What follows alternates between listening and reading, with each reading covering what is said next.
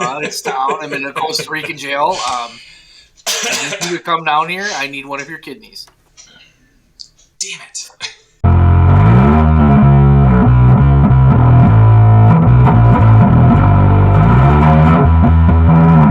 Hello, everybody, and welcome to the Wrestling Hour with the Brewd. I am, as always, Bud Robinson. To my left is an empty chair. To my right is Town. Say hi, Town. I'm not stealing his gimmick. I'm gonna say hello. Hey, Town, what's up? How about that? Chicken butt.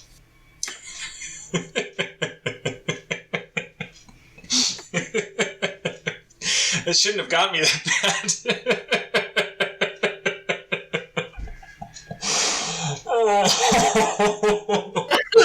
We're off to an excellent start.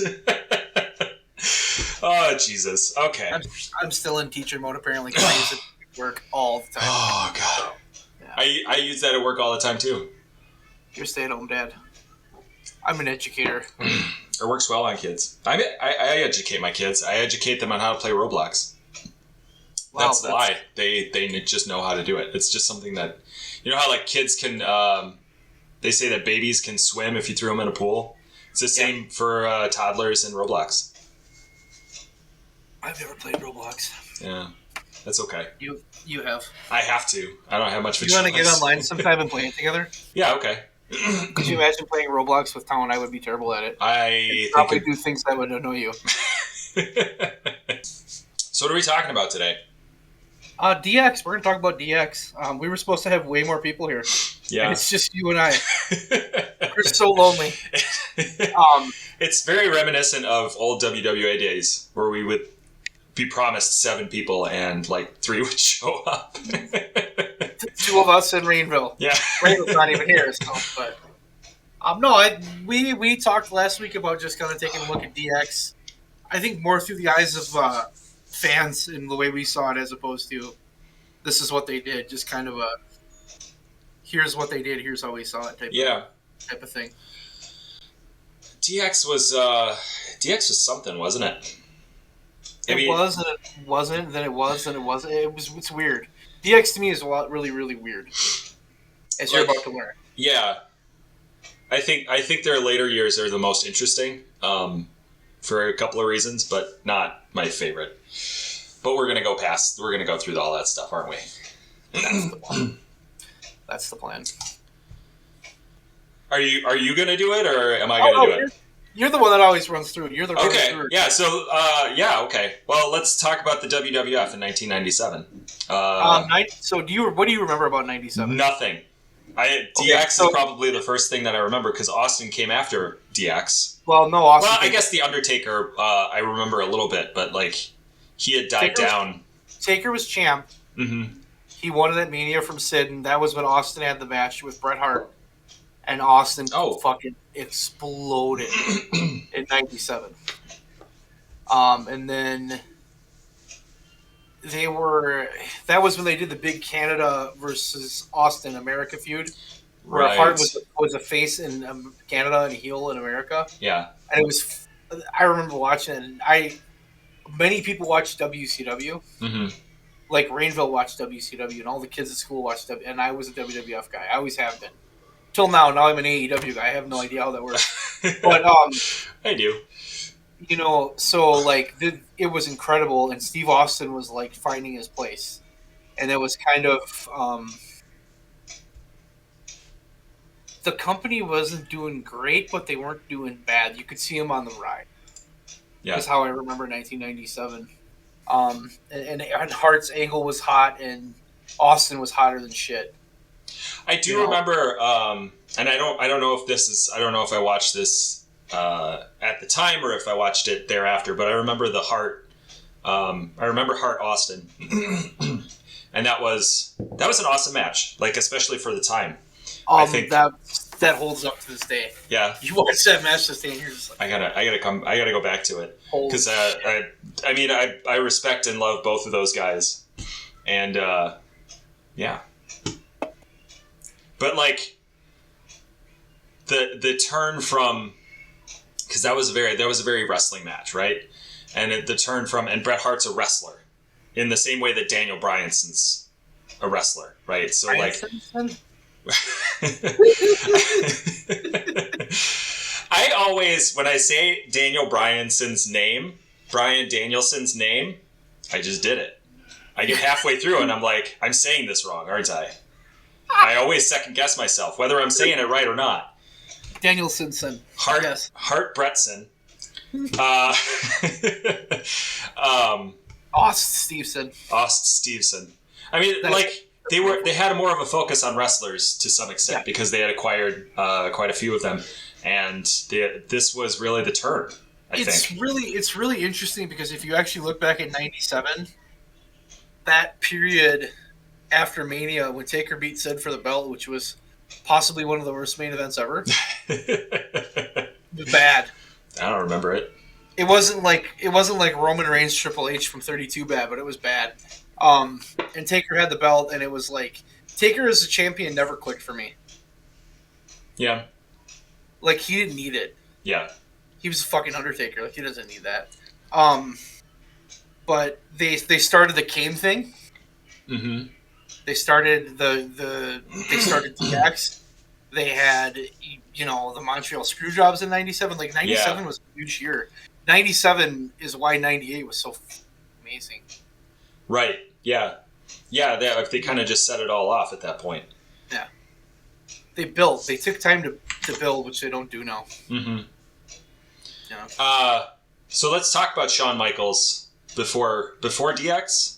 Yep. So, I mean, I guess he's kind of transitioning with what was it, Bad Blood, and the stuff that we're talking about. He started showing up around Triple H, but it was not yet DX.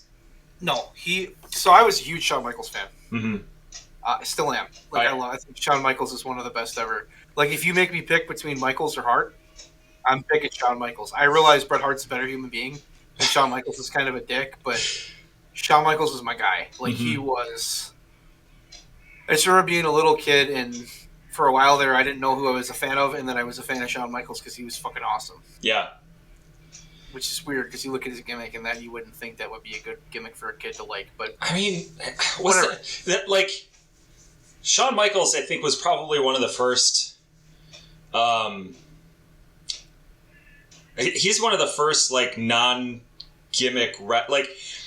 He's not a clown. He's not, like everybody had their gimmick. I don't see him as, like, the sexy boy. People call him that, but...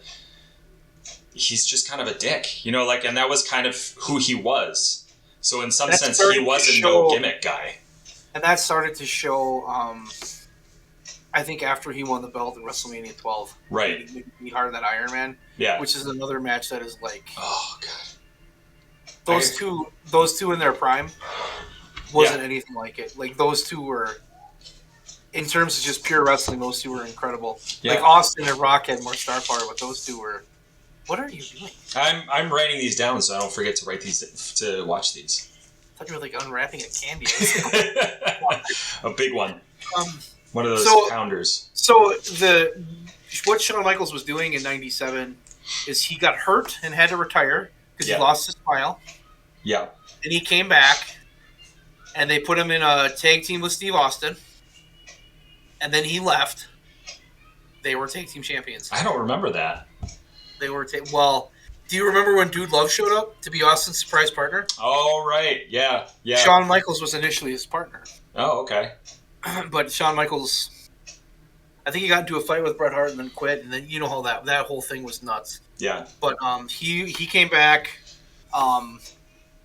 So the Michaels Taker feud, which is kind of what this boiled out of, started at SummerSlam when Michaels was a special guest referee, and he had to play it down the middle, but then he blasted Undertaker with a chair because he was trying to hit Bret, and then Taker got pinned. Yeah. And that's how they went into that feud. And it was weird because I don't think initially Shawn was a heel, but then it kind of like he became a heel pretty quick. Yeah. Yeah, and I think in a lot of ways, I think that him as a heel, especially at that time, oh my God, was amazing. Some of his best work, right? It's like amazing. Yeah. And I think it sort of speaks back to that. I don't know. Lots of wrestlers have said it, but the Rock is the first one I remember saying it, where it's just your personality, but like extended. Yeah. And I think that's what Shawn Michaels was doing, and I think that's what made it so memorable. Yeah, and then he got Rick Rude as his bodyguard, which I remember. I remember watching that, and I was like, I remember Rick Rude. Yeah, Shawn Michaels' bodyguard. Yeah, cool. And I loved like the way they used him was so weird, but it like worked really well. Like he never talked. Yeah. Like he was just stood there, and it was like he was almost like a lackey, but he was a bodyguard. Yeah. And it never made sense to me why he was there. Yeah. But from what I've read, Shawn just liked Rick Rude. That's totally a Shawn Michaels thing. I like that guy. So I mean, he was a main event guy at this point. He was doing all these amazing things, and he was the top of the card, and he was pulling his bullshit. Yeah. So. And then meanwhile, we have Triple H, sort of middling down. Hunter Hearst Helmsley. Yeah, I remember that gimmick, and I don't know why, but as a kid, I dug that. Maybe that was just like me going. I remember when he came in and they had all the vignettes, and I watched the vignettes. Like, what the fuck is this? And I watched them. I'm not gonna lie to you. I'm a huge Triple H mark. I always liked Triple H. Like Triple H was one of my guys. Like I like Triple H. I thought like 2000, 2002, right before 2000, 2001 when he was the Game. Mm-hmm. Best Triple H ever. I would agree. That Triple H was like top level. He really was the man then. But I remember I just watched him wrestle and I was like, dude, this guy's kind of good. Like he's good. Yeah. Yeah. His pedigree was fucking awesome. I love the pedigree. So, and he was coming out of the what do they call that? The thing that happened in Madison Square Garden. They have a name for that. I can't remember what it was. Yeah, where the Click hugged. Yeah, the Click hug incident. Yes, that is what it's called. 96. Yeah. So he came out of that, and he like went to shit, and they dropped him out for a little while. Mm-hmm. And then he which is how Steve Austin won the Royal Rumble, or won the King of the Ring, I should say, and then became Stone Cold Steve Austin and like took over the world, which is just hilariously ironic. Yeah. But I remember after Mania 12, Michaels on Raw had a match with Hunter Hearst Helmsley the night after he won the belt. You don't remember that, but I vaguely do. They had a really good match, like for the time. Like they had a good match, and I always kind of liked him.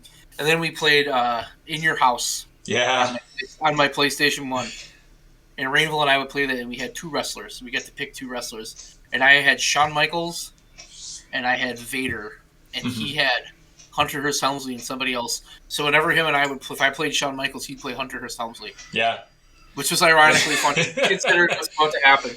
But I loved Hunter Hearst Helmsley, and he introduced Chyna just before this, if I'm not mistaken. And she was. Do you remember how she came in? Not really. I do, because she they were at a pay-per-view or something, and Goldust had a match with Triple H, and somebody came out of the crowd and grabbed Marlena and shook her like a baby. Oh yeah, yeah, you know? Yeah. And that was Chyna. That's how she came in, and I remember looking at her and being like, "Shit, she's big." I thought it was so. I thought they had such a unique. Just watching them before they were in DX, they had such a unique chemistry because, like, she was just like, "I'm gonna stand here. I'm a complete badass. If anybody fucks with me, I'm gonna kick their ass." Yeah. And he would like hide behind her and run his mouth. Yeah. No, he's like this gigantic human being. Yeah. I always found that hilarious, and I liked it. He was embroiled in a feud with Mankind over the King of the Ring, and then they had the SummerSlam match where Foley jumped off the cage with the heart painted on his chest, and you couldn't see the heart and all that. So, like, I remember that.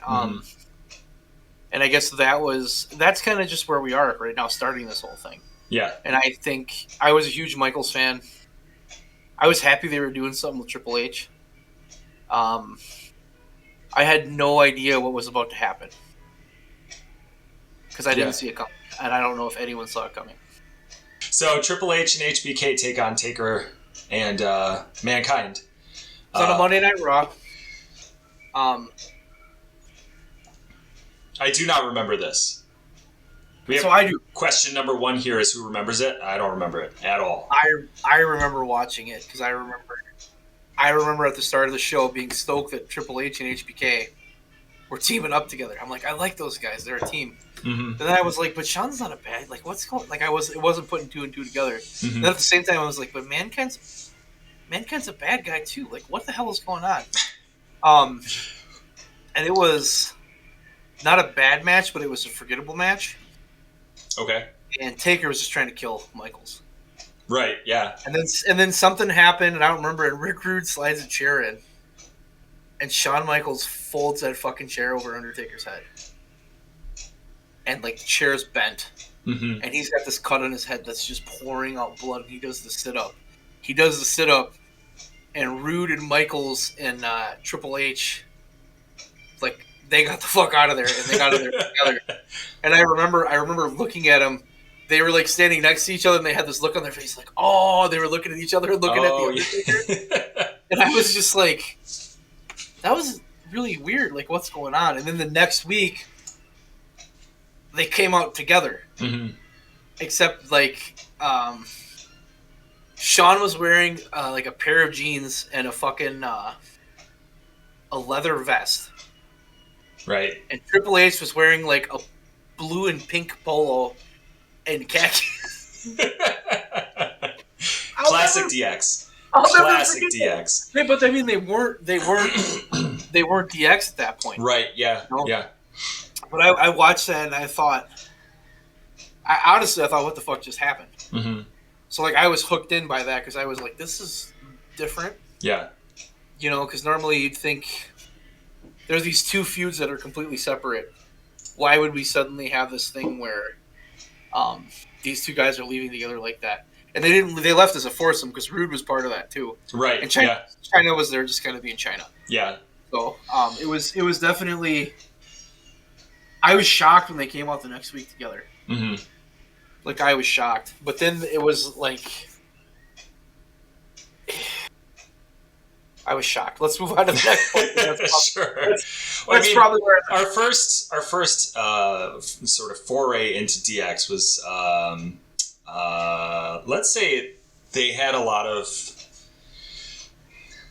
They led with humor a lot, and I think it's sort of broiled into like the way that they produce their humor is sophomoric and a lot of sex and dick jokes and breast jokes, and I think that sort of boiled over into the rest of WWE, but they started it, right? So they started that aspect of it. I think that whole attitude change was on Steve Austin. I think they rewrote the history, but I think DX kind of brought up that next level of that. Mm-hmm. I just remember, I remember they came out and they were goofier every fucking week. Yeah. And then Bret Hart called them degenerates. Yeah. And then they phrased Degeneration X, mm-hmm. and it was like, boom, we're off to the races. Yeah. Because that was the coolest thing ever. And they were like heels, but like they were the freaking coolest heels ever. And I just remember, I have so many DX stories I could tell that I remember. I remember so much shit they did because I was like fucking all in on DX. I loved that initial DX with Shawn and Hunter. It was just like, this is my shit. These are my people. This is it. This is how I want to behave in society. Luckily, I don't do that. But I remember the night that they were showing something on the screen that they showed the Click celebrating in the ring mm-hmm. to Vince McMahon, and they were cocking Vince McMahon off. Oh, Vince, did we make you look stupid? And they're like doing all this, and it was like nobody had ever interacted with Vince like that before. Like, you knew he was the owner, mm-hmm. but nobody had ever interacted with him like that before. Yeah. And there was just the shit with Bret Hart. You know, it was almost like those two guys were trying to see what the hell they could get away with. Yeah. Because a lot of the Triple H would have those little sayings at the end of his every segment where he'd make some weird thing about the size of his penis or something. And those were hilarious. Oh, God. I remember the episode where Shawn had the little shorts on, and he stuffed gauze in his pants and then was jumping, pointing at his dick in front of Jim Ross's face. I remember that. And this is all like in a 6-month period. That's the thing. Yeah. The initial run of these guys was not that long. Yeah. Then after the Royal Rumble, when Taker got set on fire by Kane and they had the barbecue, they had the wieners, Yeah. And then Chyna pulls out the huge one. That was fucking hilarious. When Chyna got her boob job. Yeah. That one was all like Shawn Michaels is having a guy. He's just looking down at her. Kept looking at her. She tapped her on the shoulder. Oh, sorry. I mean, it always seemed like they were having fun. Yeah, and they were. They really were the first people to. I don't want to say they're the first people to break kayfabe, but I think that they were the first people to like break the fourth wall on a consistent basis. They were always like trying to show the other side of the business, and always trying to show, like they were trying to wink and nudge at the fans. I think. Yeah. And that was the thing that I think. Well, that's the thing that drew me to DX most, was that they were like telling us a secret, right? Like they're telling us this is how it really is. And I think, yeah, like I remember my brother being like, this stuff is real, man. But like after you watch DX, you can't anymore. You can't believe that the Undertaker actually puts people in the ground and then, brings them back to life or whatever kind of stuff he does. It's harder to do that. Anyway, you want to talk about their theme song? Oh my god! Yeah, I remember they were coming out to HBK's music, and then one Monday Night Raw. This song starts. Oh, and it had the editing too. The editing was so perfect because it had the cut into the song back to the live, and it was like I'm like, what the? And it was such a good song. Yeah, it was so perfect. It just boom, boom, and then it hit, and it just went. That song was like, to this day, I can put that on and it's a jammer. It is just a good song. Absolutely. And that's one of those ones that it was like this instantaneous thing. And the way the video was put together, the camera shots with it, just like the whole package of that. Right. So quickly it was so different. Yeah. It was almost like the NWO, mm-hmm. but it was like to the next level. Because I don't dislike the NWO. Okay, the initial NWO was really good. Yeah. I always felt like the NWO was a group of dads in their mid-40s trying to act cool. Yeah, I could see that. And then I looked at DX, and DX is like, these are young, angry, pissed off guys who are doing whatever the fuck they want to do, and they're telling the establishment, hey, go fuck you. Yeah. And that video was just like the perfect, because it was so, everything in WWF at that time was so whitewashed and bullshit. Yeah. Except for Austin. Yeah. But like Austin had broken out of that mold, but now here's DX, and I think DX was the one that that's when it sort of trickled down to everybody else. Yeah. Because Austin's gimmick was being what he was, and it was like, are we just going to infringe on this? But no, because DX was different. But DX to me was the anti-establishment to the max, mm-hmm. and it was just like, say fuck you to everybody, follow your own path, and I think that song just was perfect. It was. I the first time I ever heard it, I was certain that it was by Rage Against the Machine, and obviously it's not. But like, they had a lot of that sort of mentality without the activism of it, right? So like, bucking the system and going against the establishment.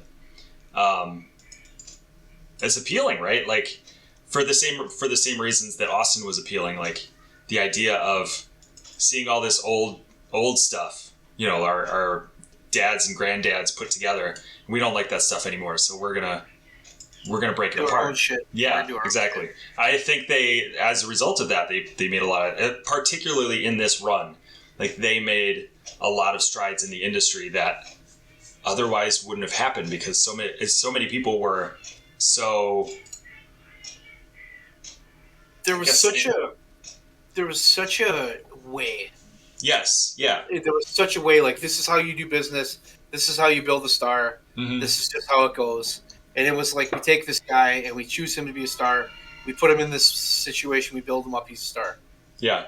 And that was like, it was so generic, and it was so, here it is, here it is, here it is. Mm-hmm. And there was never anything, nothing felt different because everything felt the same. The trajectory of everything always felt the same. Yeah. Here these guys come and they're basically like, you know, if I'm a babyface, I gotta kiss this baby and do this shit. And if I'm a heel, I gotta be cowardly. And now here these guys are like coming on camera, like, look at my dick. And it's right? so dumb. But that's what they did. And it's so dumb, but at the same time, it's like fucking hilarious. Yeah. It's like what every kid wanted to do. Like, you wanted to be DX. Mm-hmm. I wanted to be, like, we wanted to be DX. Yeah, for it was sure. Always, it's, and we're going to talk about this thing. We'll talk about that in a moment with WrestleMania 14. But, like, DX was, it was just what you wanted to be. It was how you wanted to be. Like, I want to have the balls to, like, go to my teacher because I'm in high school and tell him to suck it. But most of us didn't do that, right? No. I did, but you didn't. You know what I mean? So you had this rebellious spirit mm-hmm. that it was just so easy to attach to, and everything, like their colors, like their shirts, they look different. Yeah. The black and the green, like that stuck out, mm-hmm. and then the catchphrase is "suck it." Right. So stupid. we got two words for you. Suck it. But the crowd fucking ate it up. Yeah.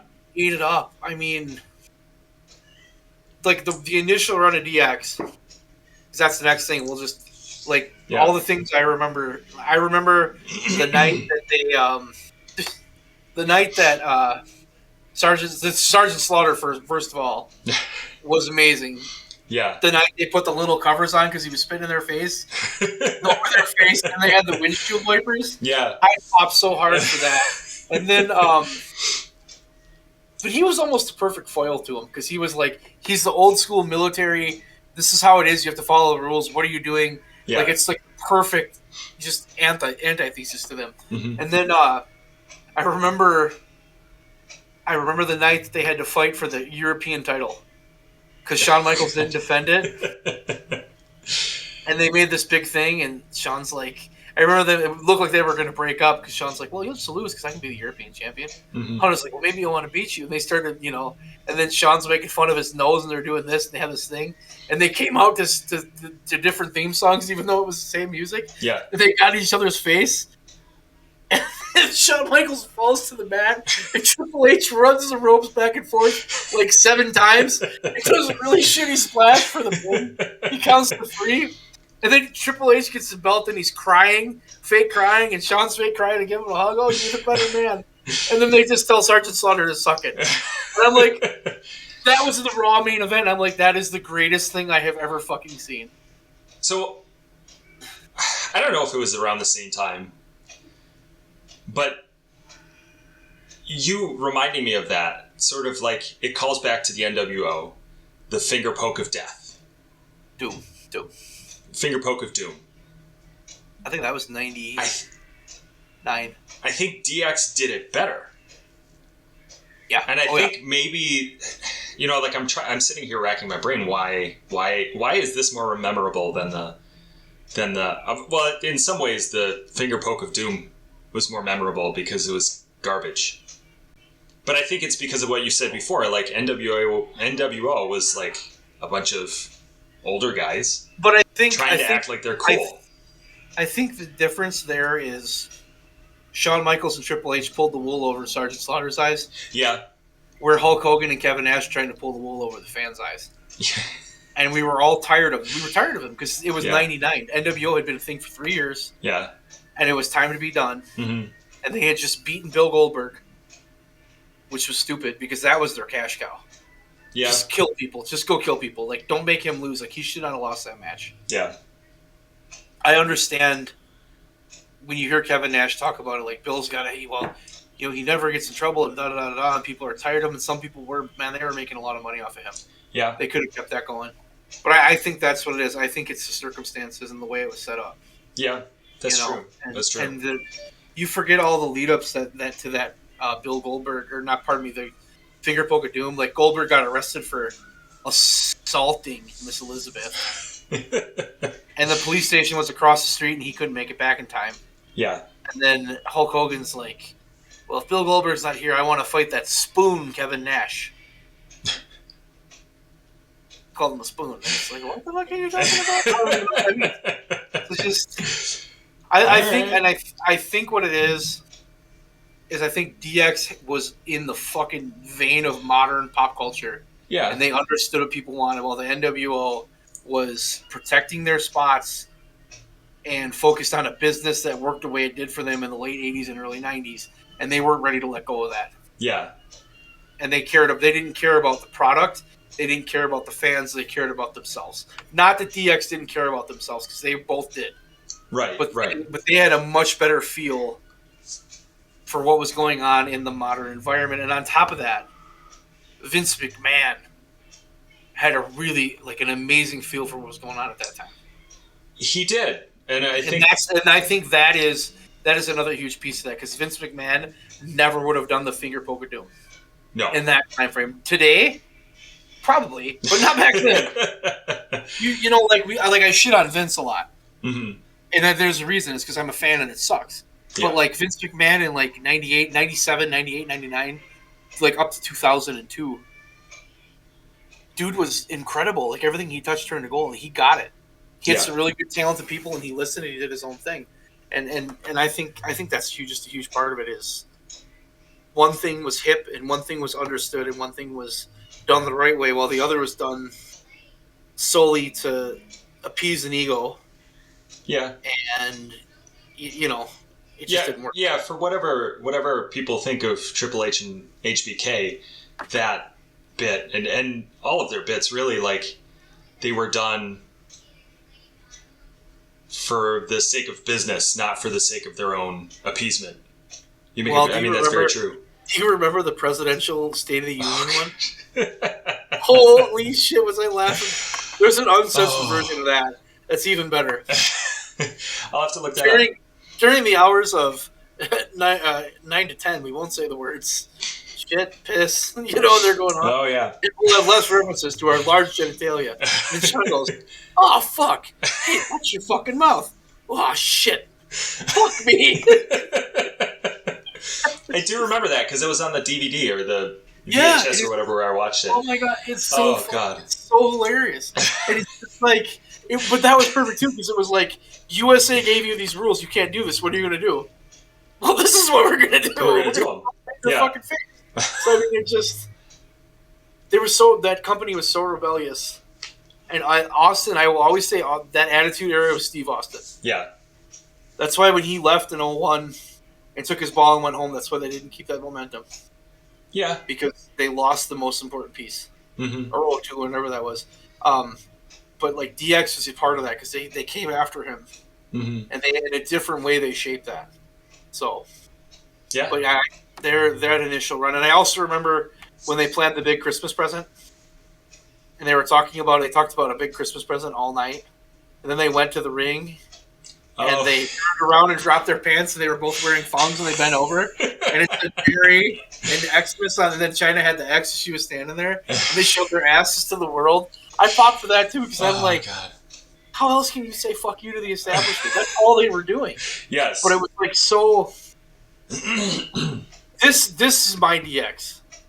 This initial DX is my DX. Yeah. Because it was like... That's how I felt, and that's what I wanted. Like, that was me. And it was like, these guys are... Because we were like 14 years old. Yeah. And we're trying to find our place, and we're like angry 14-year-olds. And like, we're cocky, and we want to be cool, and this is cool. So that's what we wanted to do. And this was just... Everything they did. I could easily reminisce about these guys in this run, which was so short for like... Forever, because it was just that fucking good. They were on fire. And not to mention the Montreal Screwjob happened in this time. Right, yeah. And like, that was DX. Yeah. And then they came out the next night, and Shawn Michaels beat up a little person dressed like Bret Hart. Oh, Christ. and I then forgot about that. And then a week later, Jim Neidhart comes out, and they tell him he's going to join DX. And then they beat him up and spray painted WCW on his back. Like, it was just, and that one was like, oh my god, that's an NWO thing. But it's like they know what they're doing. Mm-hmm. They're being idiots, and they don't care. Yeah. So I mean, it was a hell of a run. Yeah. It was a hell of a run. And well, let's talk about what sort of. I mean, there was a little bit of time after this, but what sort of ended that WrestleMania 14? Yeah, and so the Rumble against the Taker, he hurt himself in the casket match, Mm-hmm. and he was already pissed, and he was already pissy. But let's be completely honest with each other right now. In August, if you were watching this show, even when Austin got hurt, you knew what was happening at WrestleMania. Yeah. There's no other way this can happen. This Right. is Steve Austin's time. He needs the belt. Mm-hmm. And so they go into WrestleMania 14. Austin wins the Rumble, which he had to do. And Austin versus Michael should have been a 5-star match. You throw in Mike Tyson, Yeah. which is just another amazing thing. That was fucking crazy that night. It was, yeah. Then he went on the show and Austin pushed him and all the fucking $100 bills go flying out of his coat. And it's like, I just remember watching it like, holy shit. And then Michaels comes out and rips his shirt and he joins DX. Mm-hmm. And he called Sean Heartbreak. You know it, Heartbreak. I'm just like, what the fuck? He also had the most awkward crotch chop. I thought... I felt like he made Shawn Michaels an afterthought in this match. Tyson did? Yeah, because what did we want to see? We wanted to see Austin fight Tyson. Yeah, I suppose that's true. And Shawn was in such a... He couldn't work. He couldn't do anything. Mm-hmm. He was just... Every time he was in the ring, he was fucking pissed off. Yeah. And it was so blatantly obvious to tell, and he was just mad because he felt like, I built this up, I did this, and now you're taking this away from me. Yeah. I was a huge Shawn Michaels fan. I was a huge DX fan. Mm-hmm. And I never wanted Shawn Michaels to lose. And at WrestleMania 14, I wanted Shawn Michaels to lose. Mm-hmm. Because Steve Austin needed to be champion. That was it. There was nothing else. Yeah. It was, this dude is red hot like no one's ever been red hot before. And he needs to win. And they started teasing that McMahon stuff. And every single person in the world is like, what are they doing? Because you've never done that before. And when he beat Mike, like, it had to happen. Right. Like, yeah. Michaels had to lose that match. There's no other scenario. Yeah. And it wasn't. If you watch that match back, it's not bad. Mm-hmm. But it's not great. And you can tell Michaels can barely fucking walk. And then the punch out at the end of Michaels, I always wondered why they did that. But I guess they were just trying to. Mike Tyson's got to punch somebody. You know what I mean? Yeah, yeah. So, but this was angry DX. Mm-hmm. They were pissed. Yeah. And they were mad, and they were like saying "fuck you" to everybody, and they were just legitimately pissed all the time. Mm-hmm. And that's part of why I think this initial DX was so good. Like, it's not remembered by the WWE the way it was, because they were just angry, and they were pushing the envelope like nobody else had. Yeah. Long time. But now it's over. Yeah. Yeah, it is. And so HBK leaves, quits. I don't exactly remember, but he was not in the WWE anymore. Rehab is back, and then I think he eventually had surgery. Yeah. So. And so Triple H is left in the lurch. He decides to form a new DX with X-Pac and the New Age Outlaws, Billy Ass, and the Road Dogg. I love talking about Billy Ass. So that initial interview where Triple H came out and he introduced X-Pac, mm-hmm. I thought was amazing. Yeah, yeah. I thought because it kept that same feeling in DX. We're pissed off. We're angry. Fuck you. We're anti-establishment. We're gonna go do our thing. Right. And I love the Outlaws because how could you not like? They were heels, but they were amazing. Yeah. When they pushed Foley and Terry Funk off the thing, Oh god, off the thing in the dumpster. Yeah, and yeah. They were sitting there like, oh my god! They cheered and then they stopped. Oh my god! What did we do? That's so perfect. It was, yeah. They were great. Like that. Those were four really good heels. Right. And China was a good heel too. And I was like, this should be good. And I don't know that I thought it was after too long. Yeah, I think they made him face, and they went away from angry, pissed off to like goofy for the sake of goofy. Yeah, I remember like when they first introduced the new DX, I was stoked because there's these new guys. I had never heard of X-Pac before, and I'm like, okay, cool. We're gonna see all these guys and see how they deal with it, right? Like DX was as a faction was always just these four guys, and now we get to see completely new blood and see what they're gonna do with it. And I think you're right. I think the first few months of it was really exciting because they still had that angry energy. They still had that anti-establishment, anti-hero energy. And then what I remember is like the second or third week, they pissed on the motorcycles of the Disciples of Apocalypse. Yeah, DOA. I think so. They pissed on their motorcycles, and then they wanted Triple H to do it, and they came out and squirted the crowd with a super soaker. I was like, fucking stupid. So stupid. Yeah. I get what they were doing, but there was like they became baby faces, and it really just kind of it took that edge away. Like that's what I always felt about this DX is the edge wasn't necessarily there. Yeah. And they did stuff. That initial DX never catered to the crowd. Mm-hmm. They did what they were doing, and it was like, you know, if you don't like us, fuck you. And now this one was like, we're gonna try to make it so you like us. Yeah. So it felt very. I think they were sort of like a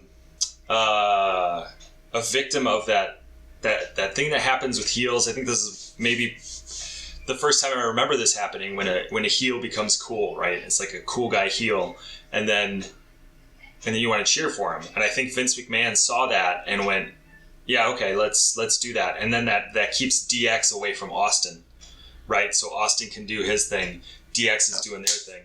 I think it made DX not look as cool, though. Yeah, I definitely think it did. When they joined, it wasn't bad, and it was one of those things where it just kind of slowly... They became face so quick, and then they were just... Mm-hmm. They felt like the... I don't know. They felt like the weird guy who's a complete jackass bro that gets all sorts of money and can suddenly do whatever he wants, and everybody's like wants to be around him because he's rich. Yeah, yeah. So he gets away with shit he shouldn't get away with. Yeah. I did really like. I did really like the New Age Outlaws in this first bit because of what they did with Terry Funk and Mick Foley. Like I really enjoyed that program. And I don't want to knock X-Pac either because I think initial X-Pac was pretty fucking good. Yeah. And like Triple H taking the lead was good. But I mean that rolls right into the next thing, which is their feud with the Nation, which was, it was good. Yeah. But the reality of that feud with the Nation was, The Rock was so far and above and beyond every single person in that feud that it didn't matter. Yeah. He was, holy shit, was that man on fire. Yeah. He was just every promo he cut, every match he had, it was just like, dude, this guy is the best ever. Like, he's the best. And he was angry, pissed off Rock, too. Oh, yeah. You know, it was just like, that feud with the Nation, it kind of stemmed from Owen Hart.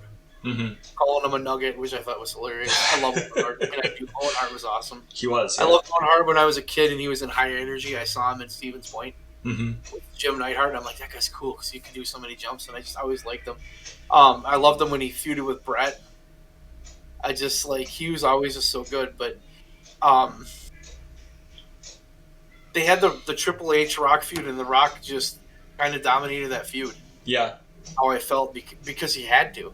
Yeah. Because he was above Triple H at the time. Yeah. You know, and we got to talk about the impersonation when DX came out as the Nation. Oh, good lord. And how poorly that is aged. Yeah. Well, I remember laughing very hard at it at the time. So did I. So did I. But at least one of them was in blackface. A couple of them were, yeah. I mean, memory doesn't serve me very well these days, but I remember at least one of them. And it was not. It did not age well. It did not age well. Absolutely. It was the most, but it was the most perfect Attitude Era thing that there ever was. Yeah, that's a great point. I mean, that one to me was the Nation wasn't at the show, and they came up with that idea without telling them, and they just did it. So like the heat with the Triple H Rock heat is legit. Those two don't get along, but. That was, I remember Road Dogg's Belo. Oh God. Billy Ass was. I'm just calling him Billy Ass from now on. That's not cheese. Thank you, Danhausen. Billy Ass was the Godfather. Yeah. Pimps Up, Hose Down, West Side. X-Pac was Mark Henry, which was the most Mizark. Yeah. And Triple H as The Rock was fucking hilarious. Then they had Jason Sensation as Owen Hart. Yeah. And his shit was spot on. I think that one was my favorite part. Like, looking back on it now, I think his stuff was the best. It was one of those moments. They didn't have him much more. I think he was hard to work with. I think he had some drug problems, from what I read. It's very possible. But that's one of those ones that if you ever watch a DX retrospective or a thing about DX, they always go to that one. Now they won't. Can't imagine why. It aged very poorly. Yeah, it did. The feud with the Nation to me was just... I never felt like it went anywhere, and then the Nation just disappeared because The Rock got too popular. Yeah. And then there was no point for him to be in the Nation. And then Owen Hart started hanging out with Jeff Jarrett. Yeah. And then he turned back into the Blue Blazer, and that was... Yeah. There's a show we should do right there, Owen Hart. For sure, yeah. Love Owen Hart. Though that feud, I don't think was as... I remember Triple H beating Rock at the ladder match at SummerSlam. When he was hurt. And that was supposed to be the night like he ascended, and then all it did was made The Rock more popular, and then he won the belt in a couple months. So, yeah, I guess the next thing that I remember about this was when they invaded WCW. Yeah. When they got in their army tank and drove down to Atlanta and tried to get into the offices and all that shit. Yeah. They pounded on the door. I mean, that was fine, I guess. Like, I thought it was good once. When they showed it 3 Raws in a row. I was like, I don't care about this anymore. About that. Yeah. It was just, they kept going back to it. It was just like, I mean, it didn't have enough, because at that point the thing that we knew realistically was WCW and WWF hate each other. Yeah. But beyond that, it's like it's all fake. Well, I think that was another big like DX pulling back the curtain, right? Like, they don't normally talk about the competition, and here's DX literally showing WCW fans on screen. WCW shirts saying "suck it." It was great. I mean, it was a great visual. But that, I mean, they make such a big deal about that, but the way I remember it was 3 weeks and it was overdone, and it was not. Okay, you drove a van down there, you shot a rocket into the air, you put the rocket between your legs like it was your penis. Well done. Yeah, that was it. That was it. I get that. Like it was cool. It was a cool visual, like you said, and once. That's not enough. 3 weeks in a row. Yeah, and then put it in your theme song. whatever. Like, yeah. Yeah. I mean, what else is there to say? I think it was cool for them to like point at the building and be like, "Look, it's our competition," but that was about it. Yeah, and then Triple H made fun of the sign. I was like, "We have a big sign on our building. Where's theirs?" Like, that was funny. Yeah. But those guys when they ad-libbed were hilarious. Mm-hmm. But just like that one felt too forced by the end. Yeah. You know. The feud with the corporation, which was kind of the end of DX. It wasn't like it. For just to kind of go back on this, like this DX was like a year. Yeah. Wait, really? It was only a year? Yeah. Wow. Because Triple H turned at WrestleMania 15. They did. Yeah, they did tend to go through storylines and swerves and stuff really quickly. But at this point, I just like when I was putting this together, I'm like looking back and I'm just like the way I did this was I pulled out of my head. Mm-hmm. I'm like I'm not going to read anything because I want to remember what I remember, and we'll talk about the things I remember, and I'll give you the chance to talk about the things you remember. But the reality of it is like they had the invasion, they had the making fun of the nation, and then it's like, what else did they do? Yeah, they did peter out really quickly because like. It wasn't even petering out. It was just they were just guys. Yeah, yeah. Like just became guys. Yeah. And then they went into China turned on him and joined the corporation. Which to be honest with you, I don't remember when she did that. It had something to do with Kane. That's all I remember. I hadn't remembered until you just said it just now. Yeah, so like they did that, and then they went into Mania and they did the big. Triple H is going to fight Kane, and then X-Pac is going to fight Shane McMahon. Yeah. And Triple H lost to Kane by DQ because China turned on him, and then they had the whole crew back together, and they had all 5 members of DX with their hands in the middle doing the thing. And then when X-Pac fought Shane, Triple H turned on him. Yeah. And hit the pedigree, and then it became corporate Triple H. Yeah. I know how this DX is remembered. Oh, it was so amazing. Those 4 guys, they were so great together. It was just the most fun. But dude, I don't remember shit. I could go and I could run down everything Steve Austin did in 1998. I remember that shit piece by piece. Like I remember every fucking thing he did. Mm-hmm. And then you tell me about DX, which was supposed to be this huge, incredible thing, and it was like they weren't bad, but they weren't really. They really didn't do anything. Yeah. Like they had these like 2 moments that get just spread out, and like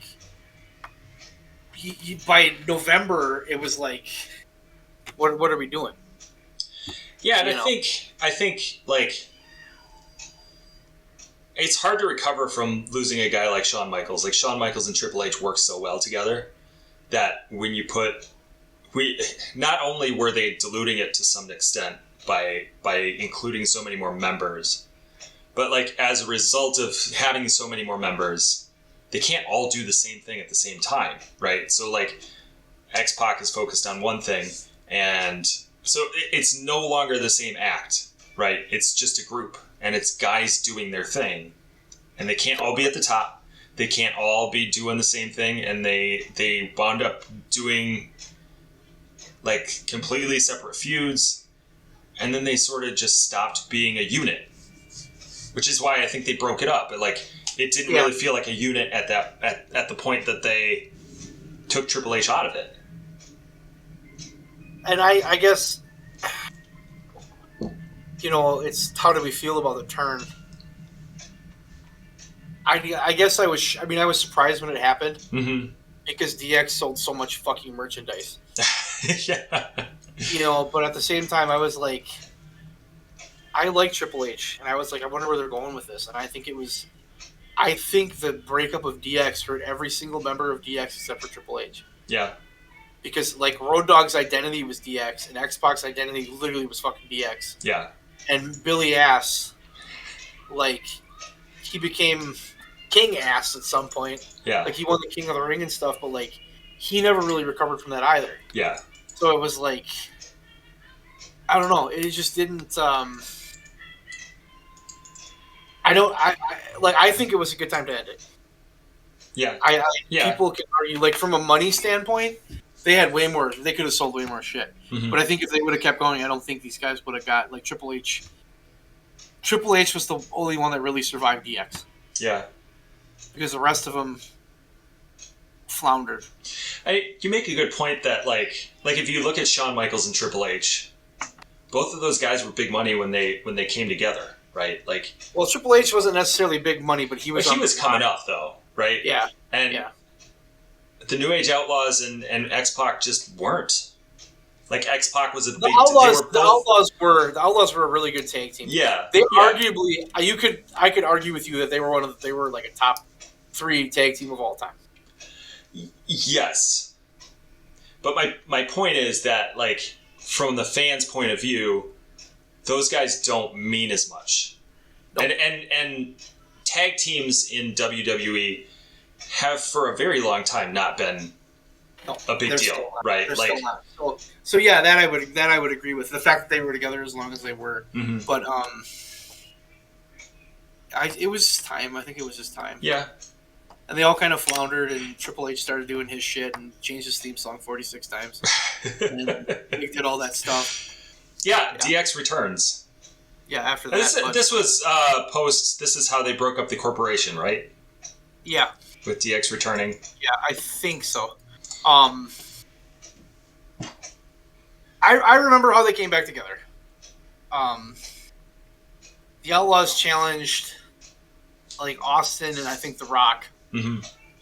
And because they were running their mouth about something to Triple H and they were having an argument, and then Austin and The Rock fought him, and then Triple H and X-Pac came out and beat him up, and they held the 69 jerseys up at the end, and then Stephanie was in DX. And this was like heel DX, and it was like, this felt short. Yeah. And it wasn't bad, but it wasn't good. It just was. It just was. It wasn't DX. It was DX in name. Like, all the characters were there, but it was like, they were corporate too, weren't they? They were like corporate DX. Like, that's not DX, dude. That's like the opposite. Yeah. They were heel. This just didn't do it for me. Yeah. I was just like, okay. You know, and like, we're skipping over some of the shit really fast, but it's like, literally, they didn't do anything. Yeah. They won some belts, some shit happened, and then they were gone. Like, I don't even think this lasted 6 months. You're probably right. Like, I remember they had the bus that Steve Austin dropped the fucking thing on. Like, that was cool. It was stupid. Like, if you drop something on a bus, why would it explode? But that's neither here nor there. But then they just kind of went away. Yeah. They didn't break up. Mm-hmm. They didn't. I think Road Dogg got fired. Probably. He did, because he tried to go to WCW when it closed. That's what happened. So Road Dogg got fired for, I'm going to assume, drugs, because I'm pretty sure that's what he said he got fired for. And Billy Gunn just kind of turned into the one Billy Gunn. Yeah. Do you remember the one Billy Gunn? Not really. I remember him and Chuck. Billy and Chuck? Yeah. I remember the one Billy Gunn because he had the greatest theme song ever.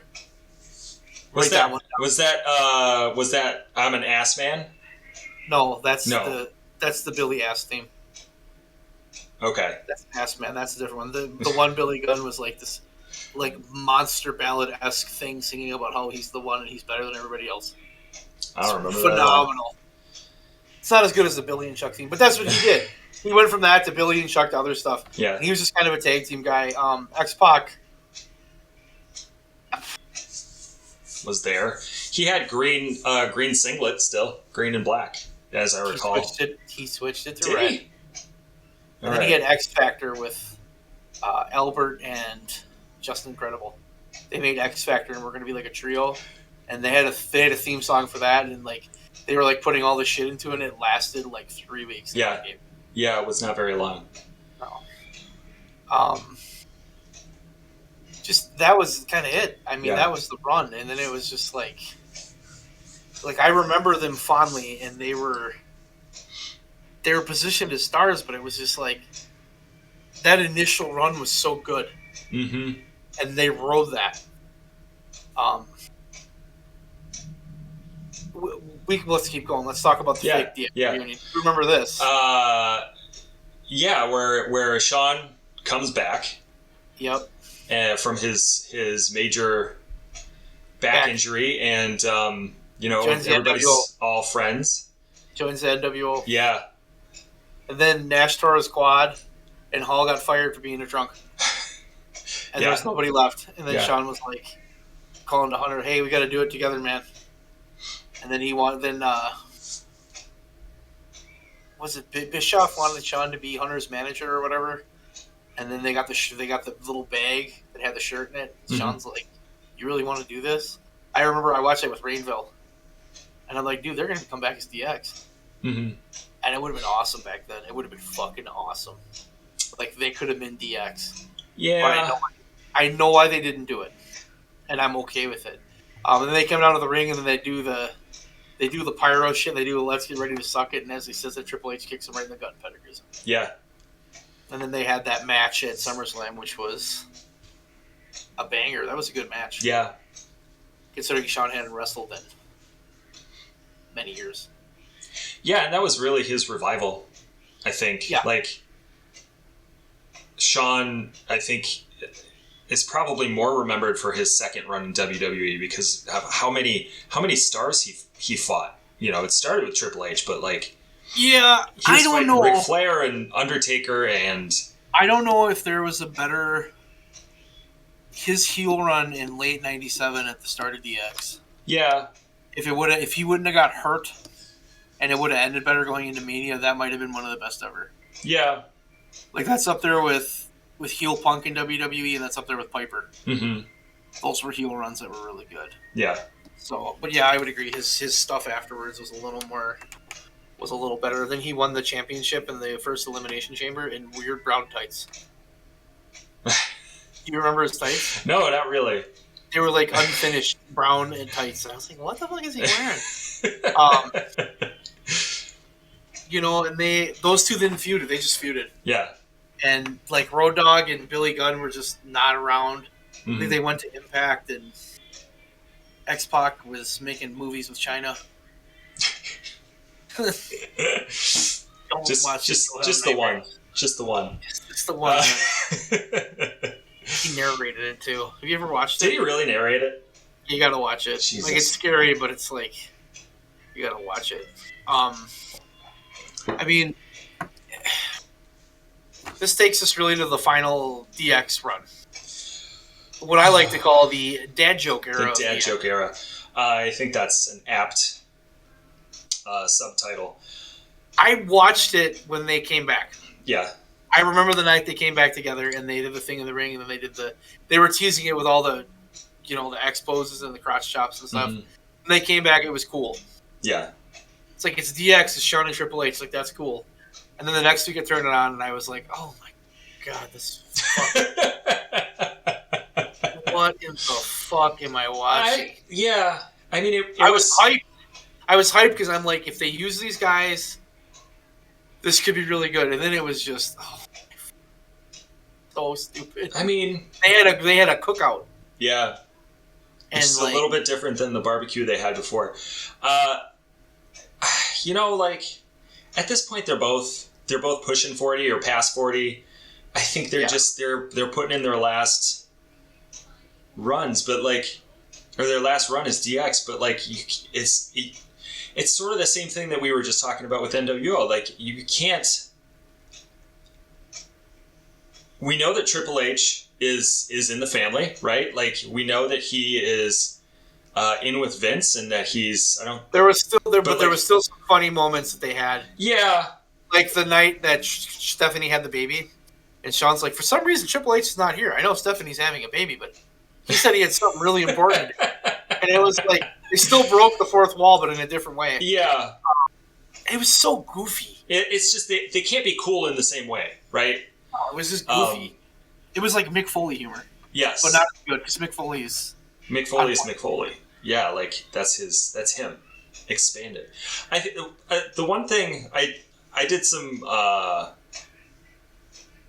I watched a video or two trying to remember different things about this, and one of the guys that I watched explained that this is like the kid DX, like this is the kids version of DX, and because like at this point they're going for PG, they're trying to get kids into the product, and this is how kids will remember DX, and I think that's accurate. Like when they remember DX, they're going to be like, oh yeah, you know, they walked around in a suit and wore the goofy pompadour wig, and they did this goofy stuff, and like we're going to remember it as the Rebels, and they're just not really that in their last run.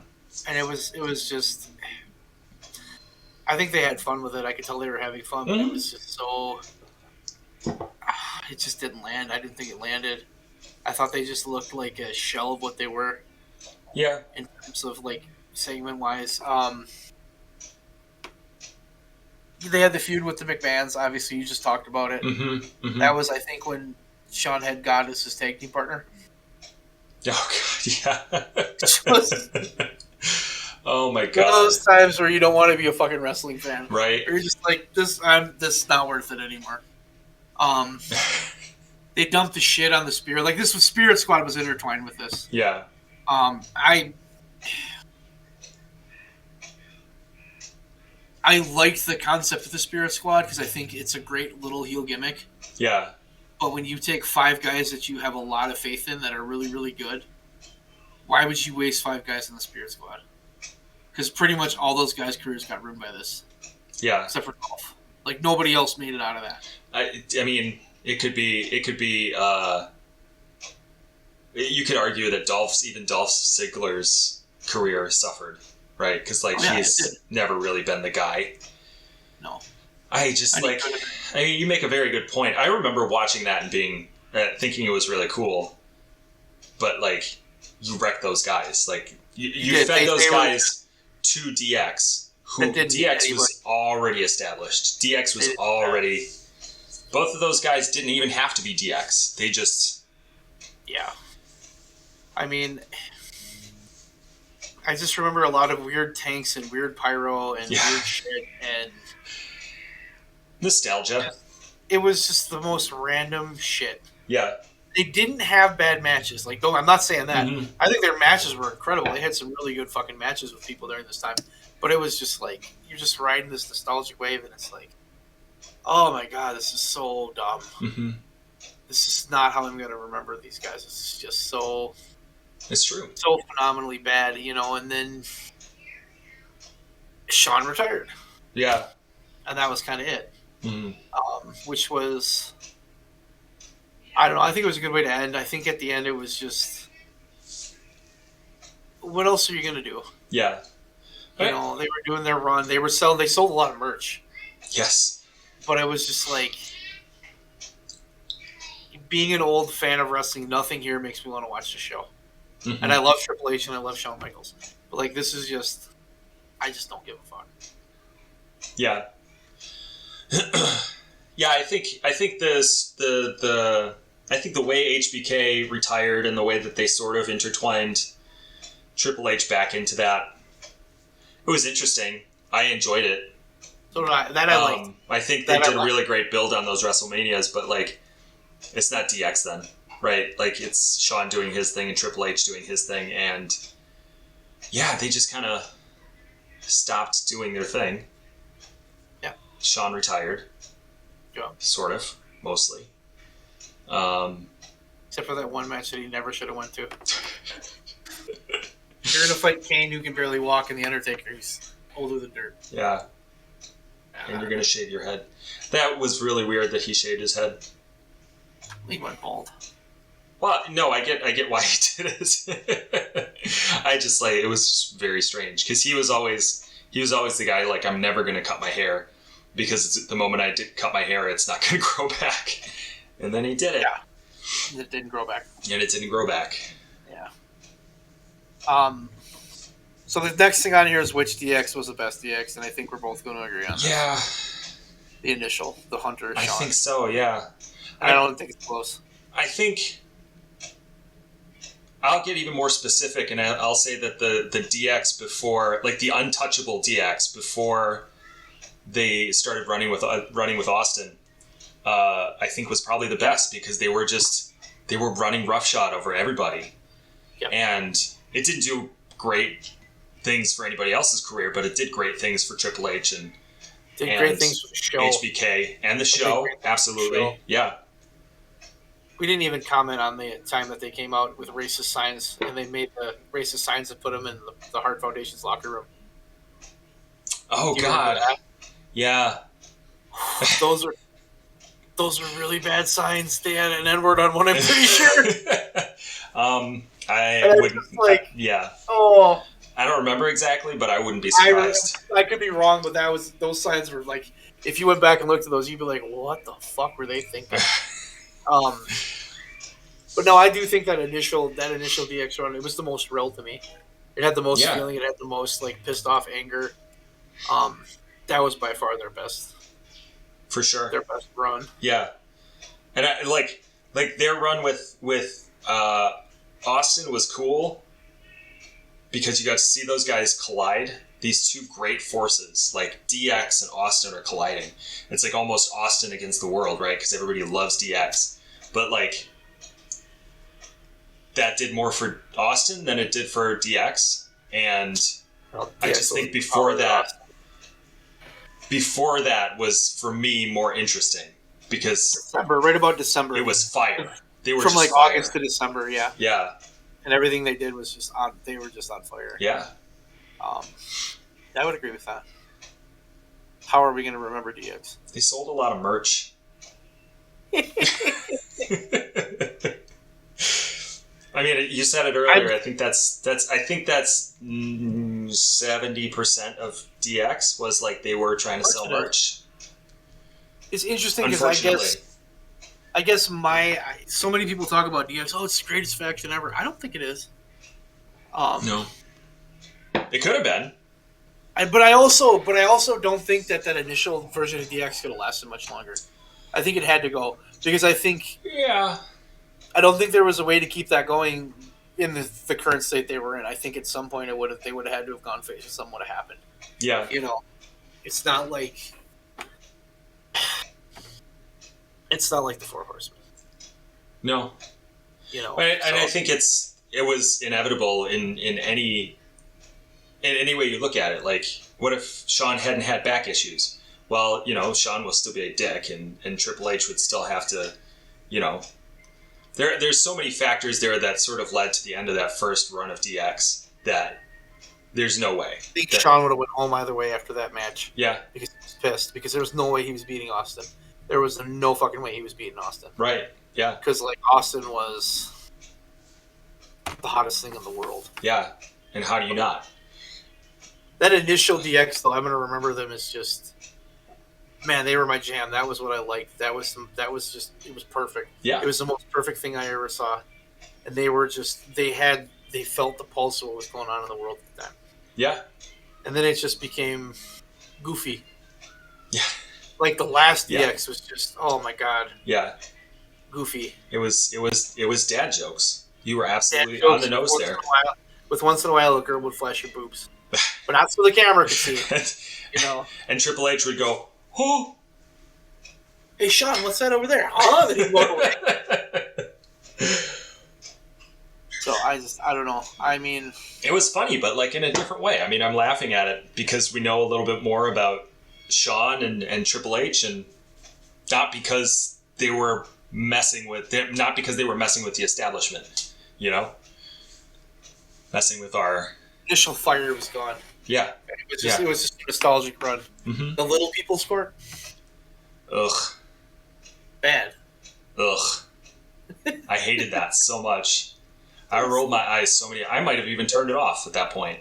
I was like, I'm not watching this. I'm not going to pretend like by the end of DX I wasn't even watching anymore. Yeah. I was just like, this is just not for me anymore. But I mean, they went from being the most anti-establishment rebel suck it group to two 40-year-old guys making dick jokes in the most PG friendly way possible. Yeah.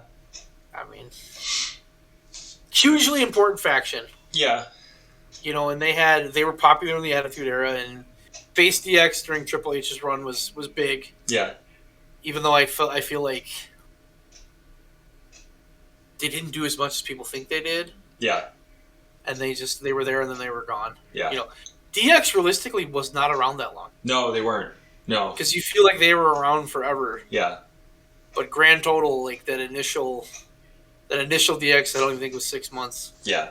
The Triple H DX was like a year ahead.